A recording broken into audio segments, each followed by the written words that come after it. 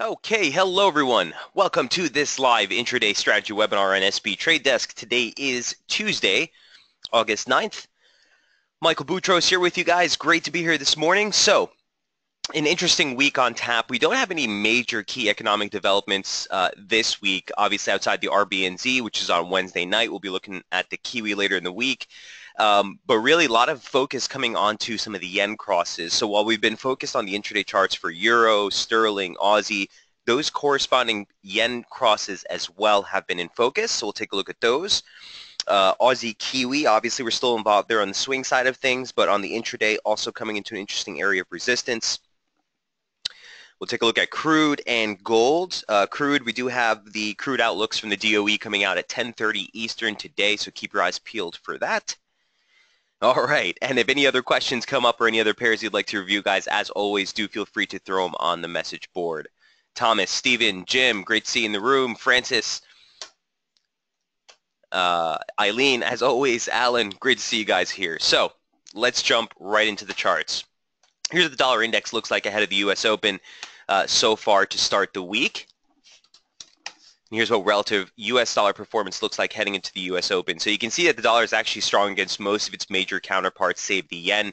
Obviously, like I said, the yen crosses have been sort of in focus this week. A lot of market talk about what the BOJ will and if they will do anything further, but we'll take a look at those yen crosses. Aussie pretty much unchanged, a slight gain of 0.07%. Sterling is the biggest loser. On the back of last week's BOE interest rate decision, this thing has continued to sort of slug on lower. But we are coming in some interesting areas on the longer term chart and into near term structural support. So while I'm not going to start calling for a reversal in sterling, I'm not really interested in chasing the short side any further beyond these levels. So we'll take a look at that in just a few minutes. Heading to the U.S. Session, here's what the docket looks like. You don't really have much on tap, at least for today. You do get wholesale inventories at 10 o'clock. And that's pretty much going to sum it up for today's price action. Later in the week, we are looking for retail sales to be the major market mover here for U.S. data. That'll hit on the 12th, which is Friday. On the U.S. docket, that's pretty much what's on tap for this week. So looking at the dollar index, here's what we've been following, this median line formation off the lows from the last few months. Note that, well, let me just drop in the start of this month's marker right here.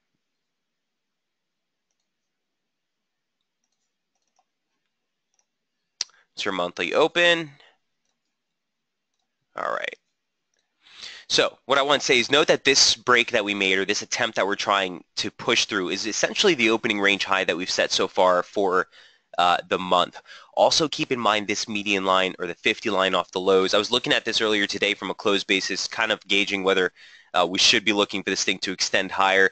Long story short, the long side does seem vulnerable below this region here. Big pivot in price. You're looking at the 200-day moving average. That comes in right around 12,027. 12,028 is that pivot line. Also very nice to that high volume day breakout that we made back on the 27th. This is post-Brexit of June. So wouldn't be surprised to see this thing try to push higher into this region, but certainly near term, that's the resistance that you're going to have to respect for the dollar index. Also looking at the momentum signature, it does look like we're trying to press through 50, which is near-term resistance in momentum, and again, leaves the long side vulnerable. So from the 30-minute chart, there's not really much to look at except for the weekly opening range, which seems to be setting up just below that basic 50% retracement off of the stretch high from earlier in July trade. Okay, it's basically the 12,000 figure, 12,001. So we'll be looking for the opening range to give us some guidance here on the dollar index. Broadly speaking, wouldn't leave it or wouldn't put it past this thing to see that spike into 12,028. Also note, aside from the level that we noted on the daily chart, it also represents a basic 618 of that decline. So near term major resistance. On a spike high, I would be looking to see some exhaustion here, possibly short entries, a break below essentially the monthly, or the weekly open is what we would need to at least start to shift the focus back towards basic trendline support off the monthly low. Also note that the monthly open comes in right here. Okay. So look for the break of the opening range. I do favor inevitably a turnover here in the dollar index, but again, might not put it past this thing rather to make a spike back into that 618 before turning lower. So that's sort of the game plan we're moving forward here on the Dow Jones FXCM dollar index. Any questions on the index? Eileen says, missed the pound last night and Aussie. Had family stuff and putting this computer together. Excuses.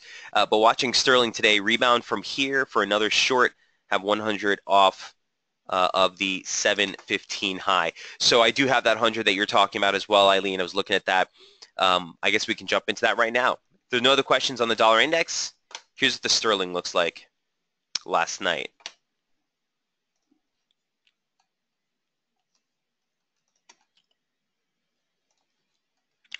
All right, so we'll come back to the euro. Here's what we're looking at with the British pound. Remember this slope from last week, if you guys recall, right ahead of the NFP print. This is sort of what we were looking at. And we were like, look, this is a near-term slope that might be in play. It gave us a really nice tag, at least at the highs, and it was kind of holding into that session just ahead of the release, looking lower sub 31.77. So we actually got a spike that turned just ahead of that. We took out the 30.55 target, and we're currently meandering right around this region. Here's what the sterling looks like right now. Okay, just ahead of that near-term support confluence. So you have the low day close, and here's what we look like, by the way, last night. We have the low day close right here at 129.26, and the 100% extension comes in at 29.48. You're talking about this decline from the 715 high, Eileen? Yeah. So that's what this extension is here. The 100% comes in at 29.48, let's call it. And that's sort of the near-term support structure we're looking for into the low day close for the year, which is 29.26. Here's what the daily chart looks like, just to highlight those levels. Here's your low day close. Going to take this out just a tad bit, a little bit farther to show you. Probably need to bring this into a weekly chart.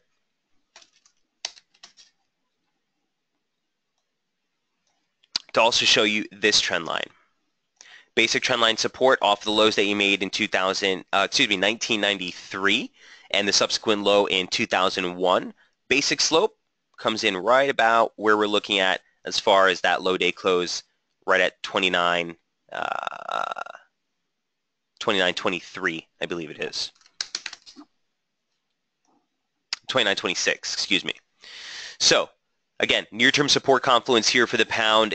This is going to be the consecutive 5th day of declines if we close at these levels and leaves the short side vulnerable, okay? Also note that on the near-term chart here, if we bring this up, we kind of marked some divergence into these lows here. I was looking at this earlier this morning as well. Price action making lower lows, the oscillator holding those equal lows back above 30. So I would be looking for some near-term exhaustion if we get into these levels specifically today. And that's what the slope offers. It gives us reference of time. So if we get a dip into this region, I'd be looking for some exhaustion and momentum, possible long exposure or triggers off 29. 29, Eileen, this is the other 100% extension I thought you might be looking at. This is just off the decline from last week's high. So if you look for 2 equal legs down just off of this near-term correction, then a drop into 129 might not be outside the realm of possibility before rebounding higher. There's that major key level lower and that longer-term trendline support. Where do you expect it to go before going up, Ruth Brown? So Ruth, these are the levels right here. Near-term support, but you're basically for an exhaustion low, I would be looking for a stretch into here, into U.S. trade today for possible long exposure. Again, when we're coming into, or when we're talking, Ruth, about a near-term trading strategy, I'm not going to just put an order at 129 because it could plow right through, right? I want to see price action get in there. I want to see the momentum start to turn over and some long triggers kind of give us a conviction that we might be seeing a nice little rebound off that region. The broader story does remain bearish. Keep in mind, last week we broke basic trendline support off that low that we made from July. Okay, three-point touch, broke it, tried to test it as resistance, couldn't even make it that high before moving lower. If you look on the daily chart, same gig. Okay, this is off the post-Brexit low. So the broader story stays bearish, but near term, a spike into this region for me, I'd be looking for possible short side exhaustion. Ruth, does that make sense? I want to make sure we're on the same page there. It says yes. All right. Right on. It's been a decent, we've been on the right path as far as the levels. I'm still not crazy, just for the record, about this slope, just because we haven't gotten too many inflection points. Back last week when we saw this happen and the rebound right off of, was very encouraging. But since we've sort of just been dilly-dallying around that median line, we'd like to see a little bit more of a concrete reversal, rebound, inflection off that, if you will. But the broader story is that 50% or the 50 line comes in right along that 100% extension, basically into the close of U.S. trade today. So on a scenario where the U.S. market opens, you see a dribble lower, I'm not really interested in chasing this any lower, but if we do get a drop into these regions, I'd be looking for some exhaustion in momentum. So while we're on the pound, as I was saying earlier in the webinar, the yen crosses have also been sort of a major focus over the last couple of days. I just wanted to point your attention to some short-term slope we've been following on pound yen. You guys might recall, or let me take this question first. Sterling, what is your sterling dollar red line at 29.66 on the daily?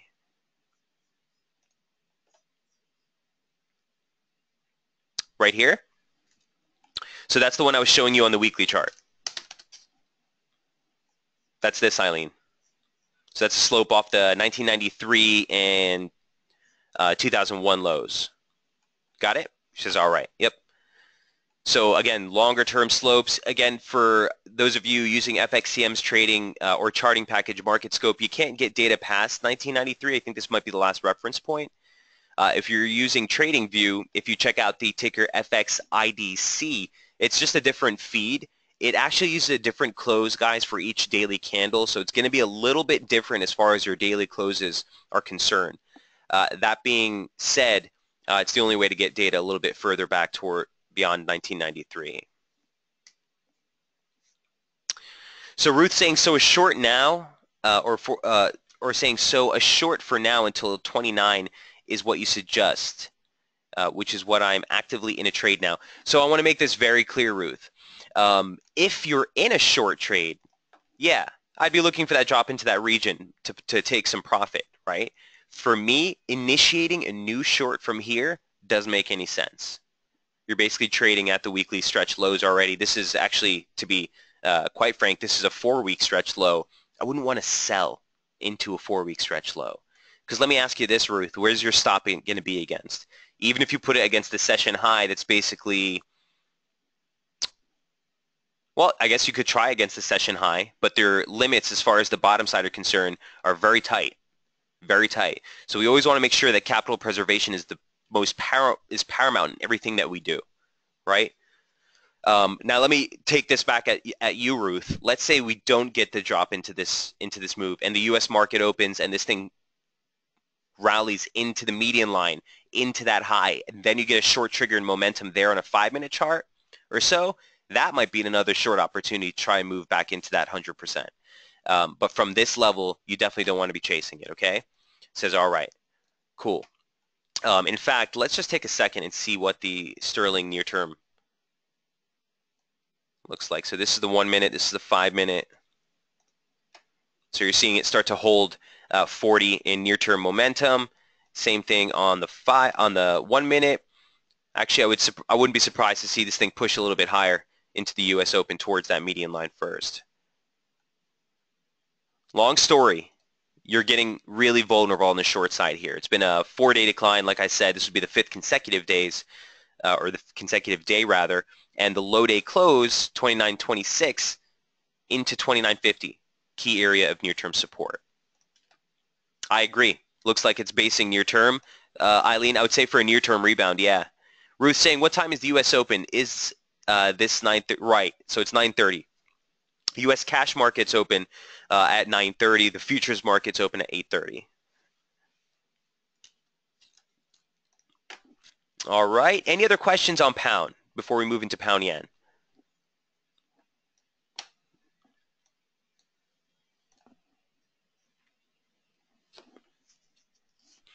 Actually, I had an opportunity last night to try to take a short against the Asia opening range once it broke those lows. It's pretty early in Asia trade that you got a break of the opening range, actually. But from here, wouldn't start chasing this at this point. Pound yen looks like this. Interesting near-term slope. Some of you might remember this from a couple of weeks ago.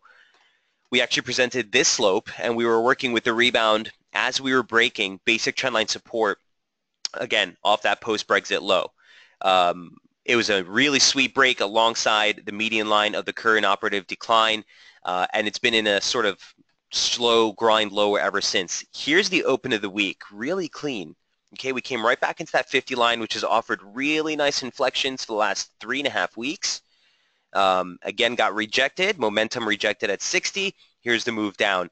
Could get a little rebound off that 50 line, but long story short, similar scenario what we're looking at with the pound dollar. So some possible short side exhaustion on a move into the lower parallel. I'll bring your attention. I might need to just go to the daily chart here. To this long-standing trendline support off the 2011 lows. Again, tagged in 2012. We whipsawed right off it last month. And that level, or that trend line, coincides with the lower parallels here a little bit later in the week. Right here. Heading into the 10th. So basically tomorrow into the U.S. session. So just keep that in mind. The vulnerable side of the short side is vulnerable as you get into these downside targets. Very similar to what I'm looking at the pound dollar, another area of which I would look to fade possible or fade weakness rather in pound yen. The near-term bearish invalidation level, what I would need to see a break above to start looking higher or to validate a near-term reversal would basically be that 134.18 level. Okay, a key 618 retracement of the advance off the lows post-Brexit. You got the 50 line there for the current operative descending formation, and it would be an objective breach of the weekly opening range. Remember, guys, early in the week here, early in the month, it's very, very beneficial for us to use these opening range strategies to help us dictate real near-term biases. So if we start to base into that 786, the only thing that would sort of suggest a reversal would have to be a breach of the opening range high. And again, that coincides on that 618 pretty nicely, around 34.19. That being said, under this region, you're still looking lower. Targets at 131.73. And again, real key support heading into 130.26, 130.50. So another one that might be in play, not really crazy about the getting too aggressive on the yen crosses just yet. But certainly, even when you look at this on a daily chart, it's coming in some interesting territory. Okay, there's that confluence we were just talking about, 130.30, 130.50.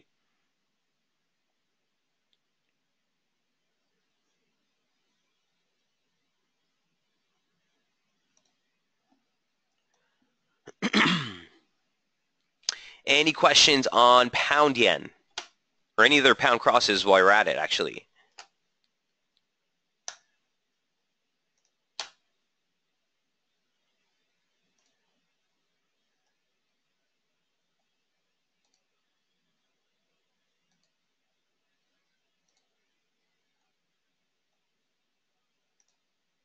Eileen says, yen seasonality for August. Strength?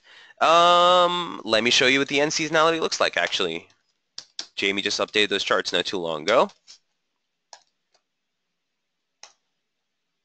Okay, so here's what the yen seasonality chart looks like. Let me just extend this a little bit.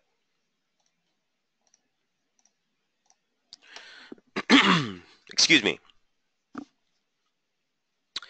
So dollar yen seasonality is lower, so that's seasonality for yen strength.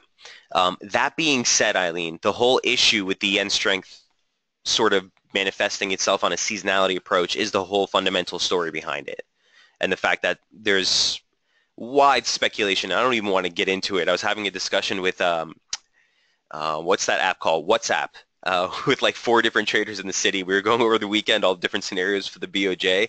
I was on holiday, so it was the last conversation I actually wanted to have.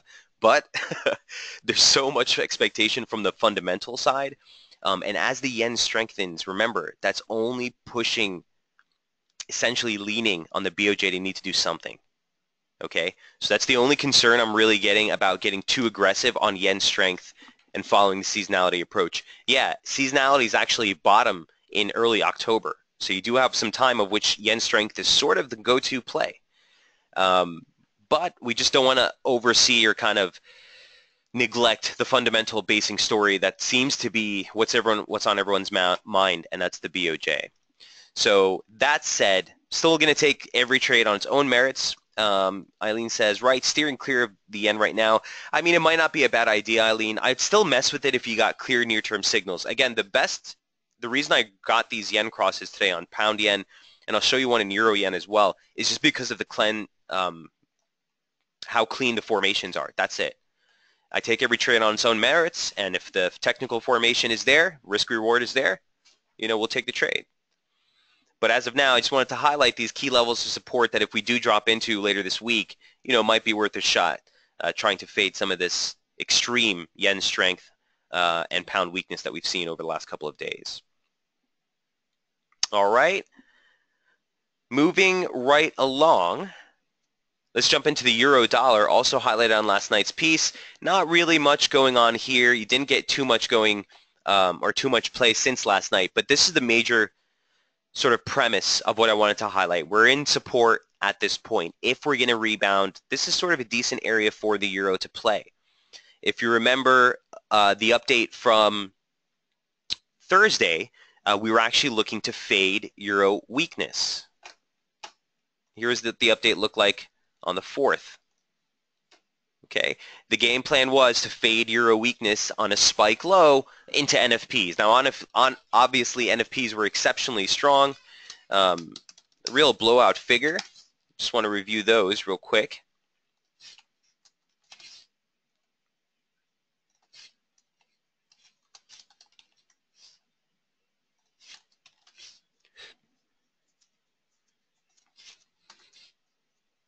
So here's what the NFP figures looked like last week. Super strong, right? You got a print of 255,000. Many people were calling for a downward revision to the previous month. That actually got upwardly revised, so even stronger from that blowout 287. Actually got upwardly revised to 292. Just a strong beat everywhere. Private payrolls rose by 217. We're expecting just 170. You even got a bump up, in labor force participation from 62.7 to 62.8. So all the underlying metrics look good. This put obviously a real strong footing under the U.S. dollar. Take a look at the interest rates expectations. Here's what world interest rate probabilities look like moving forward. You can see that 60% probability has moved up to June now. Remember, this was well past November of 2017 as we went into that release. The Fed's dual mandate, price stability, maximum employment. The employment figure keeps getting stronger and stronger. So it continues to shift the emphasis back towards inflation. Wage inflation numbers were actually pretty decent as well last week. So another indication that the Fed may be needed to force its hand soon to start normalizing policy. And that's what these interest rate probabilities are suggesting. One other thing I do want to note, I went back and looked through, actually one of our interns did, went back and looked through all the times that the Fed has raised interest rates. And just for the record, the Fed has never, or let me put it this way, every time the Fed has raised, the expectations from the market have been 60% or more.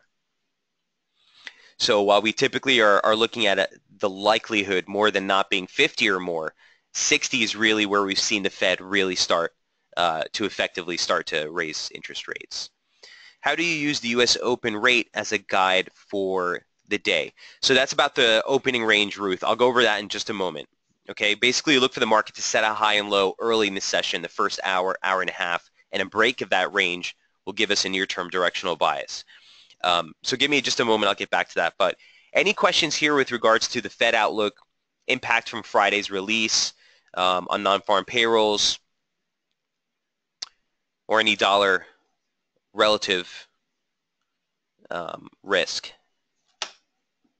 Okay, so when it comes to the euro dollar, basically it was pretty textbook play. You got that quick initial drop, U.S. markets opened, pushed it even lower. You overshot that 1059 level by just a bit. The low was actually 1046. I did fade this move, but I closed it ahead of the U.S. close on Friday, just on account of the weekend. I wasn't really looking to keep that exposure open over holiday. But I'm still thinking the same thing. You know, from this standpoint right now, I wouldn't be surprised if we spill lower to complete an actual 100% to equal legs lower, 1041. But I am looking for near-term exhaustion here in the euro. If you look at the momentum signature, even post that drop in NFPs, we've held 40 on RSI. And we're basically looking at this median line formation to offer some support. Here's what the daily looks like on the near term. You have the 200-day moving average, which is currently right there. The reversal day close, this is from early July. Big volume reversal day off of key resistance. And that trendline support, all coinciding right there. So for me, you know, I'm looking for possible long triggers here in euro. A topside break above 111.18 is what we need to get this thing going. Okay, that would not only necessitate a break of basic trendline resistance, but it would also necessitate a break of the opening range high for the week thus far. On major release trading, what specifically are you watching for before jumping in? In euro dollar NFP reversal, where did you take your long exposure? Good question. On this type of release, especially when the market does what we think it's going to do and you kind of rally really hard on the dollar because everyone's like, oh, employment's stronger, the Fed's going to have to normalize, and that sudden interest rate shift for the expectations. You have to kind of wait till the U.S. market comes online and the opening range pans out. I usually look to fade the low. So actually the low didn't come in until right about 9:30. This is an hourly chart. Here's the 30-minute look like. Okay, there's that 9:30. So you got the U.S. open, you pushed into a new low. As soon as this thing reversed momentum, Eileen, and made it back above 30, whoops, that's sort of your indication to start fading the move. You had a really tight stop, 60 against 45, right? And you're basically looking for, it was about 30 pips was the ATR that you're looking to attain. So as soon as I got that, I kind of just jumped right out of the trade altogether. Ruth, good question. Please explain what fade the low means. So Ruth, fading a move is simply going against the initial direction or the initial market reaction.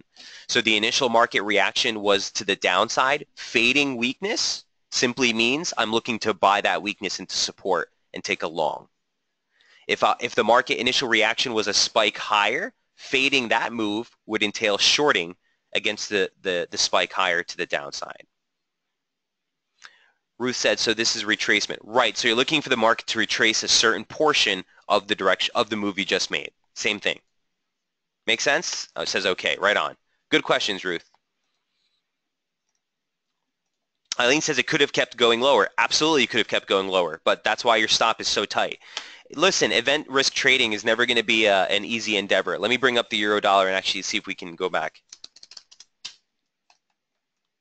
into the NFP lows.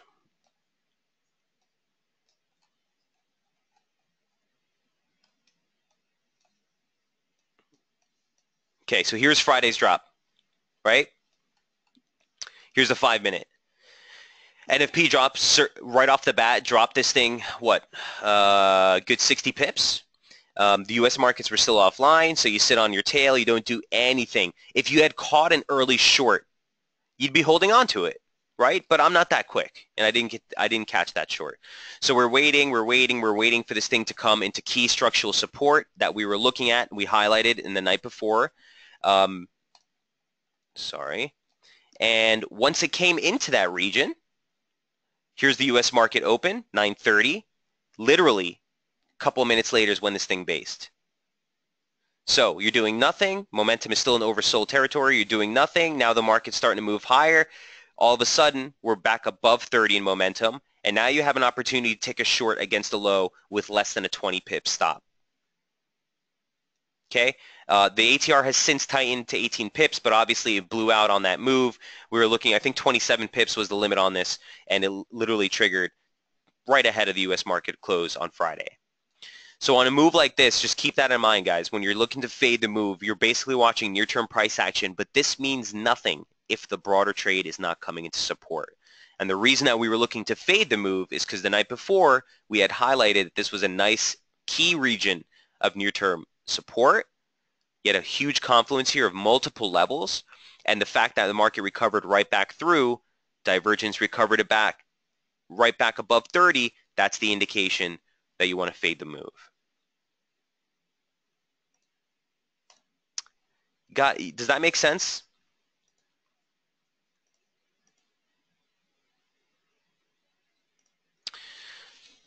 Support, resistance, U.S. Open, and trigger. Yeah, it's all the basics, Eileen. But I feel you on that. Sometimes when the market is such in a dramatic move and you're looking at a 30-minute chart like this and this thing keeps dropping, it seems insanity to try to fade it, right? It seems insanity to try to buy it. But that's where the technicals, you really need to put your faith, your conviction, and you need to be confident in your analysis at the end of the day. So I'm still thinking that this thing moves higher, but the opening range so far, as I noted in yesterday's piece, well, doesn't look all that convincing at this point, right? Since the start of the week, well, it's been a slow mutter. We have held 40 loosely as support, but you haven't really gotten many clear-cut triggers to the upside, and now here's the weekly open. You're kind of just dilly-dallying around it. So I'd be looking for a break of the opening range of the week to the upside to get bullish, looking to buy pullbacks at that point, or near term, similar to what we're looking at with the pound and the pound yen. If we do see one final stretch high for the dollar index, I'd be looking for structural support. Again, doesn't really overlap here till tomorrow, but an exact 100 off the high, 2 equal legs, would take you into 110.41. Below this, guys, forget the long side. If we break below this, I'm not looking to fade the move anymore. In that case, in fact, you're likely to see a lot further or continued weakness in the euro dollar. Any questions on euro moving forward?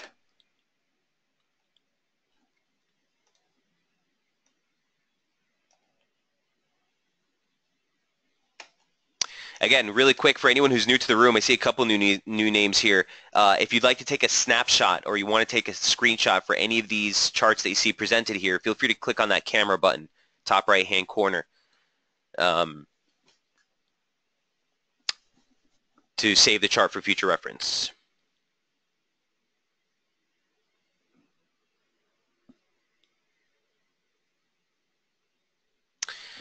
Okay.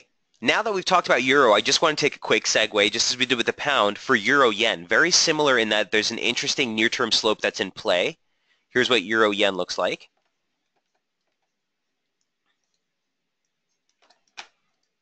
And we'll get to the daily in just a moment. It's kind of messy, but I just wanted to highlight this. This is the same slope that we presented a couple of weeks back. It's still been in play. Remember last week we were talking about it earlier in the week, really ugly start to the week. Inevitably, the break did happen to the opening range to the downside. And actually, Ruth, this is a perfect example of an opening range play. So just as we talk about session opening ranges, you also have opening ranges on a weekly basis, on a monthly basis, even on a yearly basis.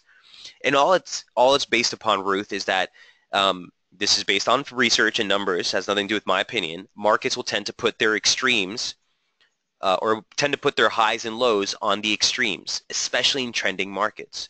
So if the market is trending to the upside, typically you'll put your low in early in the session, whether it's the week, year, or day, and the high later in the session, and vice versa if the market is in a downtrend.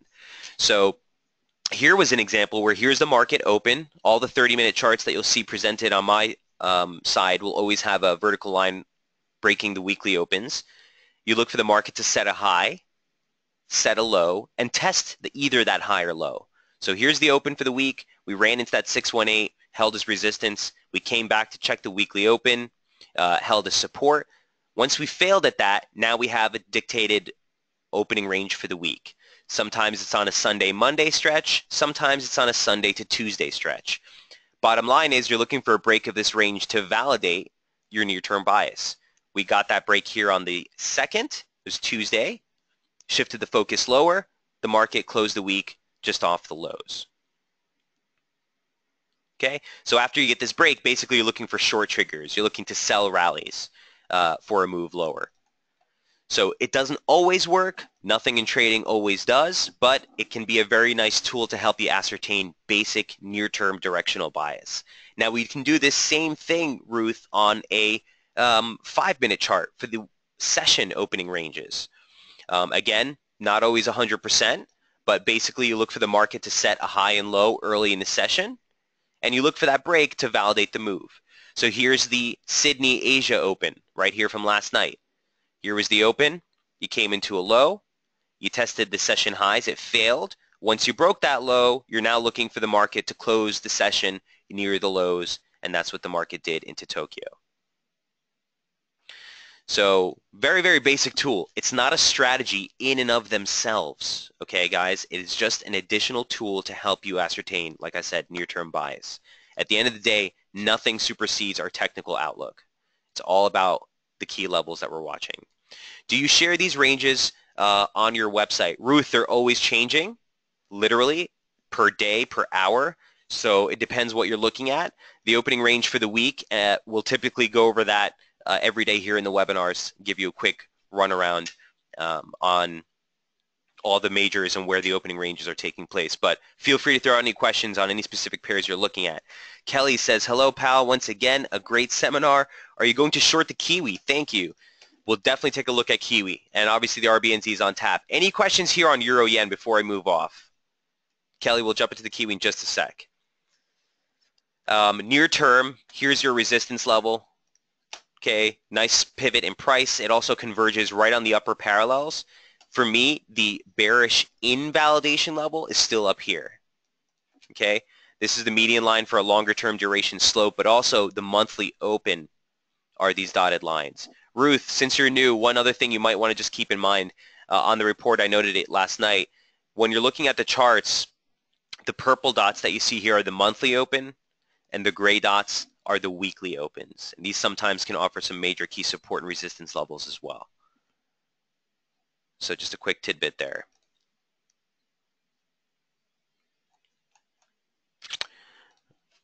Yeah, you're more than welcome. All right, so that is the Euro cross, Euro Yen, and Euro Dollar. Very similar scenario here. Looking for a move lower to get long. On Euro Dollar, I'm not sure we'll get the drop, but I'm broadly looking for exhaustion on the short side, a break above 111.17 to get this thing going. I will segue real quick into Kiwi Dollar for you, Kelly. I haven't really been a big fan of it right now. I'll kind of take a look at this right before we head into the RBNZ later this week. Here's your weekly open.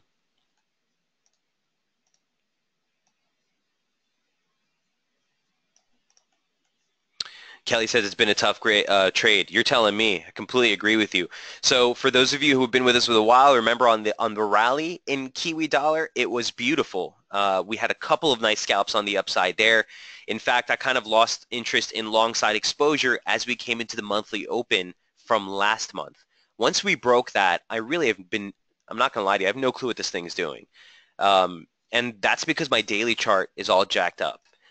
And as you guys always hear me say, for me to get interested in a scalp, typically I have to have a really nice comfort with what's happening in the broader picture. The daily chart needs to make sense. You need to know where we are in trend. And then I can zoom in on the near-term levels and kind of play those around. But where this is trading now, I have no clue. Is this a break of the channel? No. Reverse right back. In fact, in June, the reversal was so stern on the Brexit release that I kind of thought that was it, and we should be looking for continuation lower. Last week, or last month rather, once we broke to the upside again, all right, it was a nice rally, but we failed at some, again, basic resistance levels. For me, I'm not really sure what's been going on here, Kelly.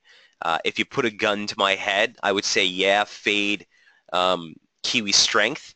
But here's the thing I wanted to point out to everyone. Heading into the RBNZ, and we'll look at this again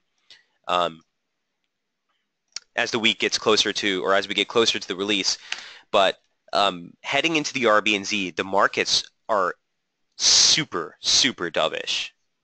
Okay?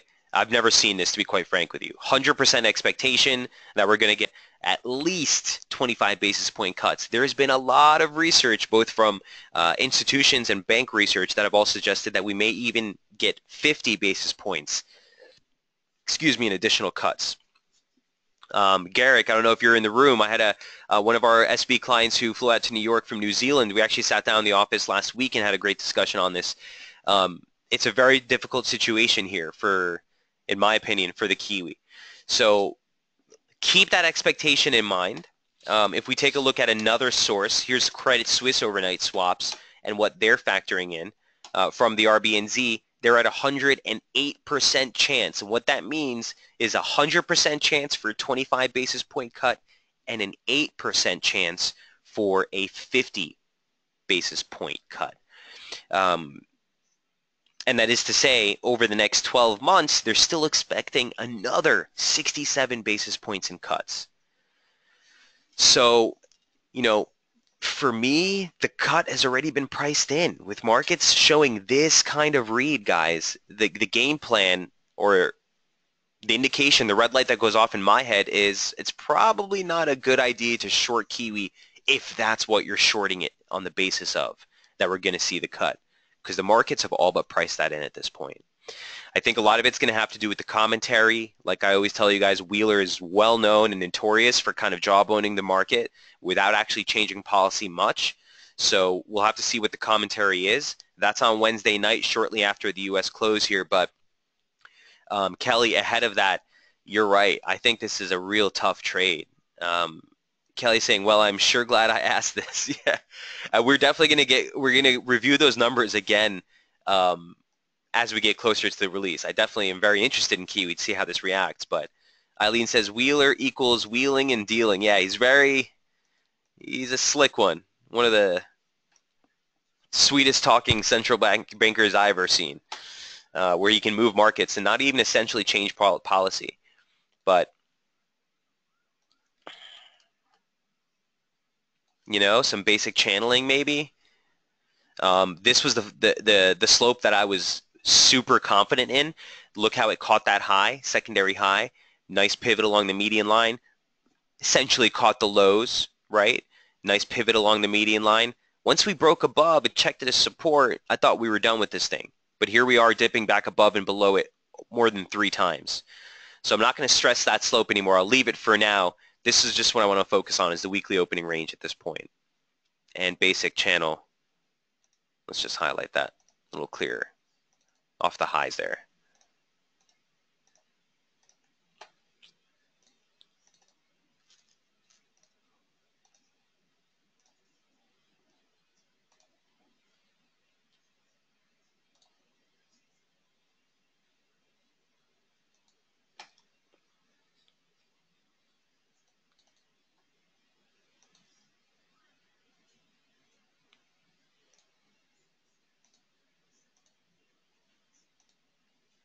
And bear with me one sec. This is going to get messy. I just want to see what that extension off the high looks like as well.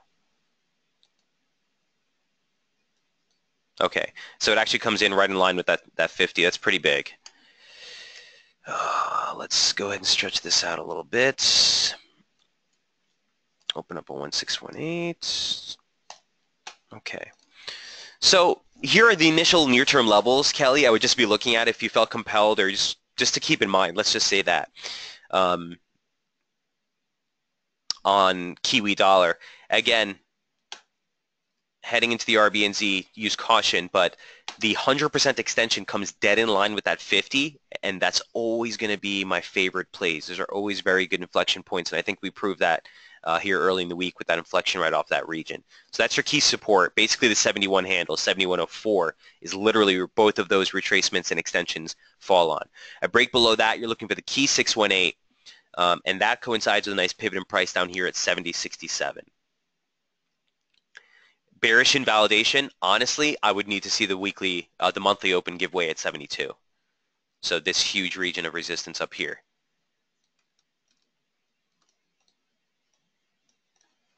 Is what I would need to see to get sort of more constructive or bullish back on this again.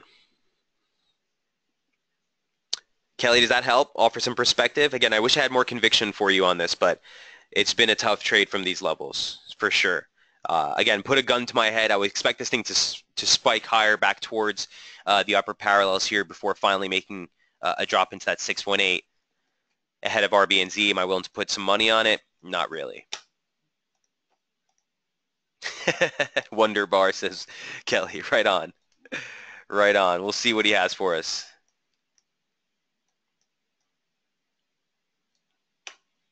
All right. Back to last night's update. We're running towards the end of the session here. I do want to just touch base on the radar charts too. So here's real quick. We'll jump right through. Here's the Aussie dollar on the back of last week's release. No change to any of the levels. Aussie looks pretty dead on, spot on to me. No change. You're still looking higher, basically. Here's what it looked like last night. While above the 50 line was our sort of bearish invalidation level. We're still looking higher. As long as we stay within the confines of this formation, but the immediate upside bias still looks vulnerable to me on a couple of different accounts. A, momentum is sort of making some divergence on these last few highs. That's not the major thing I'm looking at. It's really the daily chart. Looks a little bit more concerning. Underbelly of former support acting as resistance, and you have a basic 786. If you bring this into a 764, we're actually there right now. Okay, and may kind of offer some kickback here, limit the top side near term. Inevitably, we would still be looking to buy a pullback, but for me, near term, I think it looks a little exhausted on the upside here for Aussie dollar. So I'm looking for a reset, a pullback to get back on the long side. Again, here's the 30-minute looks like. Areas of entry or areas of interest for entry are right along that median line. So wherever that is in time, comes in line very nicely with the lows we made last night. In Asia trade, with sort of the ideal scenario, a move into here. This is the monthly open, remember. Basically 75.90. And that coincides very nicely with the lower parallel for the current operative structure. Aussie's been one of the cleanest longer term. Remember the daily chart. This structure has basically caught everything. And the median line comes in just higher, which is what our target was on the breakout. So it's fizzling out just ahead of that 77 level. I'm still looking for a stretch higher. The immediate upside looks a little tired here. So look for a pullback to get back on the long side here. Top side break targeting 76.76 and 76.87. That key confluence up here at the 77 handle.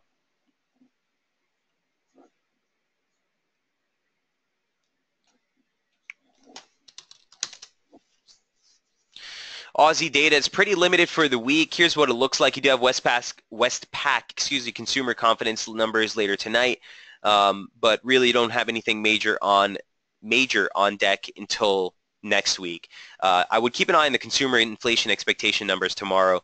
Not expected to be a major market mover, but if they are, if they do deviate too strongly, you might see a reaction off that. Largely speaking, we'll be looking for the dollar to drive this one. All right, that is Aussie dollar. Jumping into if there are any other questions, feel free on the Aussie before we move off. But if they're not, here are the radar charts from last night. And I just wanted to highlight Aussie Kiwi. As I said, we're still on the long side there on the swing side of trades for SB. Here's what the daily chart looks like now.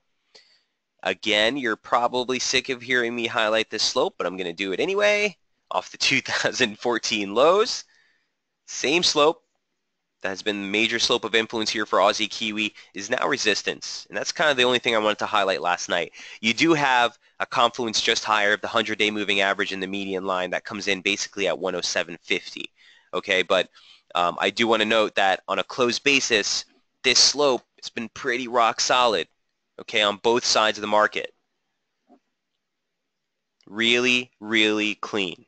So that's offering some resistance as we speak right now.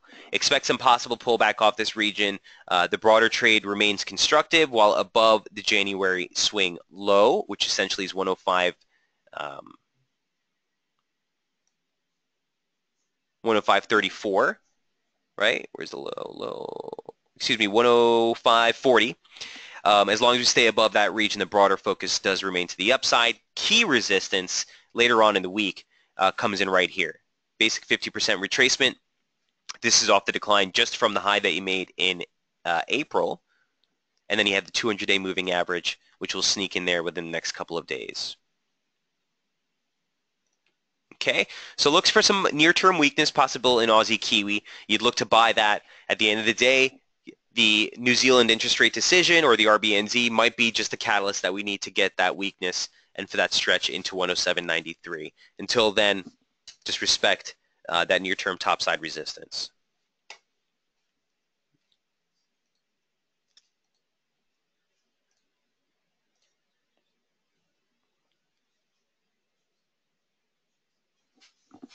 Okay, other radar chart from last night was the crude oil trade.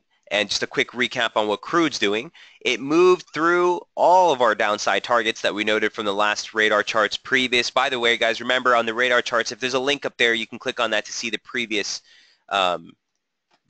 radar chart or update if applicable. But here's what it looks like from last night. And again, I do think it has more room to stretch to the upside before you start to look to really short this again.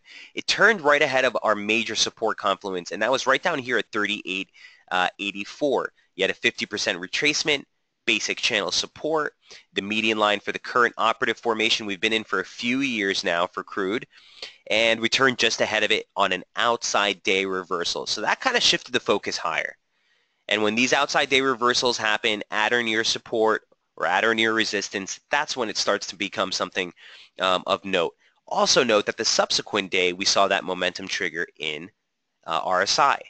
And that again alleviated some of the short side pressure on the crude trade. So a basic 618 retracement of that decline leaves room basically until 44, which is also where the 50 line coincides with that Fibonacci level. And just above that, you have those swing lows, the opening range low for last month, and then the 100-day moving average, which has offered a really nice pivot in price actually.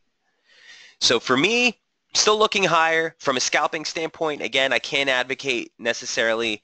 Listen, if you're quick on the trigger, I don't want to deter you, but it's my obligation to you guys just to be like, I wouldn't really be chasing this up here. In fact, I would be looking for some possible long exposure or long exhaustion, short entries on a move into this region. Keep in mind, again, this will be the 5th consecutive days. It's early in the week here. My tongue is getting twisted. The 5th consecutive day of advances for crude. And with that crude data later today at 10:30 in the U.S. time, I'd be looking for a possible stretch higher, some exhaustion near those levels. While we're at it, dollar CAD, just to bring the daily chart into focus, I don't really have any scalps on this one set up. The range has been sort of tight. But I just wanted to highlight that formation still remains in play, guys. And the same pivot that we've been talking about for the last 3.5 weeks remains. And that's 3103 into 3120. Still the major pivot. Now near-term support I'd be looking for in dollar CAD. So you can envision a scenario where this kind of tests support again. That's CAD strength. That's crude strength. And then it sort of reverses to finally stretch into that target at 133. And that would give us inevitably the turnover in crude. All right. Hope I'm not talking too fast to everyone here. Last but not least from last night's radar charts, gold trade, again, is going to be pretty popular, especially heading into some of the event risk we have later this week. Here's what the crude trade looks like now. Okay. And as we highlighted last night, the support structure, where is that daily chart? There it is. The support right here may offer a rebound. You'd be looking for resistance at the monthly open, former trendline support, and that's basically right around here, 1348, 1349. Resistance and bearish invalidation still at 1355. Okay, that's the high day close for the year, and you have that long-standing 2011 trendline resistance off the record all-time highs. And if this slope is correct, like I said, we added this last night. It's a proposed slope. We're getting some initial reaction off the 50 line that also converges on that region and keeps the focus lower, sub 1355. So the immediate near term heading into the U.S. Open, you might see some more upside here. I'd be looking for resistance near the monthly open, bearish invalidation, 1355. Look, the longer term trade for gold, in my humble opinion, remains weighted to the upside. I'm not one of those guys who are a perma bear on gold. I think with what's happening in broader markets, the concern that inflation may start to pick up, the fact that all these banks are rushing to the bottom again on interest rates, and we really have to go back to the question, beg the question is the Fed really going to be able to raise rates in such an environment where all the central banks around the world are essentially doing more to ease? Is that policy divergence something of a risk the Fed is willing to take? So with all that said, gold is obviously going to be the inherent beneficiary of all these concerns. And while the risk does remain for a move lower, sub 1355, inevitably, I do think you look to buy this thing. Ideal area of which I would be interested in buying in not only price but also time would be here in late August towards that 50% retrace, structural support, basic channel support, you name it. It's all lined up near 1287. Okay, so the gold trade, look for near-term strength, still vulnerable sub 1355 broadly speaking on bullion prices. That's it from my end. If there are any other questions on any of the pairs you'd like to review, feel free to throw them on the message board now. If not, we will see you tomorrow morning, guys, 8:30 Eastern for another intraday strategy webinar. Also, keep in mind Jamie's midweek strategy webinar tomorrow afternoon at 1 p.m. Eastern. Thanks, Michael. It's good to be back, says Adam. It's good to have you back, Kelly. I appreciate that. Thanks again. Awesome charts. You're more than welcome. Eileen, guys, we'll see you tomorrow morning. Best of luck trading, and we'll see you then. Cheers.